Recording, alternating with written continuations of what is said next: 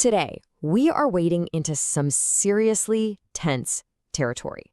We're going to piece together clues from official statements, from these covert flight patterns, and from whispers in diplomatic circles, all to answer one question that could honestly change everything. Is the U.S. about to attack Iran? Let's break it down. Okay, let's just cut right to the chase. This is the question on everyone's mind, right? From the highest levels in Washington to the streets of Tehran, you can feel the tension. And frankly, a lot of the signs are pointing towards a major escalation. And this is the statement that really lit the fuse. I mean, when a former president uses a phrase like massive armada, you have to pay attention. It's not just talk. It signals a potential change in thinking, a real statement of intent that you have to take very seriously. But look, this isn't happening in a vacuum. To really get the picture, you have to look at what's going on inside Iran, where a truly brutal crackdown has been happening. We've got confirmed numbers of over 6,300 deaths, but some sources on the ground, they're saying it could be as high as 30,000. That is a staggering number, and this internal chaos, it's a huge piece of the puzzle. It shapes everything. So here's what's interesting.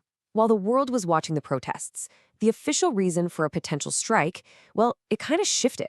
It's not just about human rights anymore. Now the public focus is squarely on these three strategic threats: the nuclear program, the missiles, and Iran's influence in the region. It's a classic pivot, really, from a humanitarian argument to a national security one. So how do we know this isn't all just talk? Well, let's get into the hard evidence, the actual physical signs of a military buildup. We're going to look at both the things they want us to see and, maybe more importantly, the things they don't. Okay, first up, the public moves.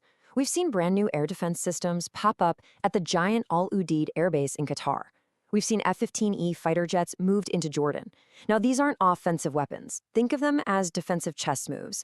They're all about putting the U.S. in a much better spot to handle or even block any retaliation from Iran. But the real story might be what these independent plane watchers are seeing. These are people who track flight data, and they've spotted a ton of activity. A big surge in refueling tankers. Those are basically flying gas stations for jets on long missions. Search and rescue planes, the ones you send to pick up downed pilots or heading east. And there's been a huge spike in spy planes and communication relay aircraft. You know, these aren't defensive moves. This is the toolkit you assemble for an air war. And here's the bottom line from one of the people who does this for a living. An analyst named Stephen Watkins says that this specific mix of aircraft all moving into one place, it's a sure sign the bombing will be soon. That's a pretty chilling, data-driven forecast, isn't it? All right, so if an attack is on the horizon, what would it actually look like?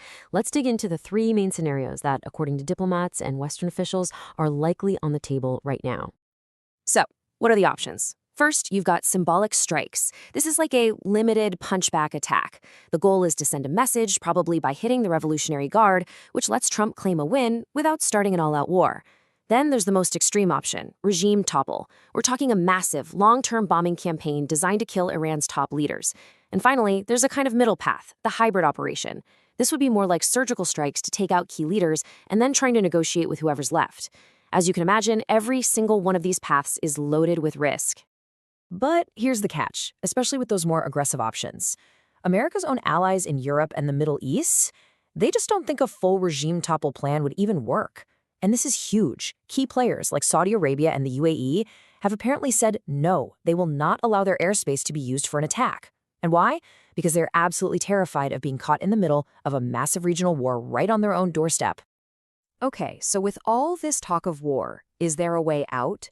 Is there an escape hatch, a diplomatic off-ramp? Let's take a look at the deal that is supposedly on the table. So, what would Iran have to do to get a deal? The U.S. has laid out three main conditions. They'd need to give up a lot on their nuclear program, their missile arsenal, and their network of proxy groups around the Middle East. Now, from a Western point of view, these sound like pretty reasonable security demands, but you have to put yourself in Tehran's shoes for a second. These three things aren't just bargaining chips. They're the absolute pillars of their entire national security strategy. For them, giving those up would feel like a total surrender. That's a really big ask. And if you're wondering why there's so much skepticism about any talk of a deal, well, this is why. We just have to look back to June.